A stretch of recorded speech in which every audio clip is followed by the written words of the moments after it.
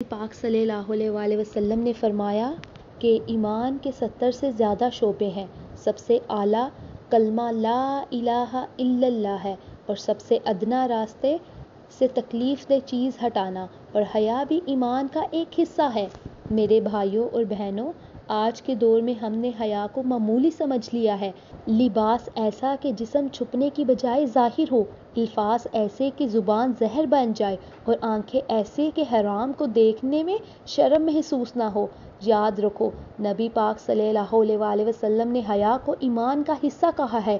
جب لباس میں حیا نہیں، گفتگو میں حیا نہیں، رویے میں حیا نہیں، تو ایمان کمزور ہو جاتا ہے۔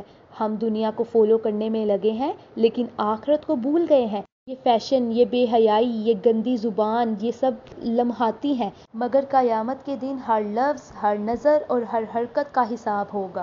آج بدل جاؤ، کیونکہ کل کا وعدہ کسی کے پاس نہیں۔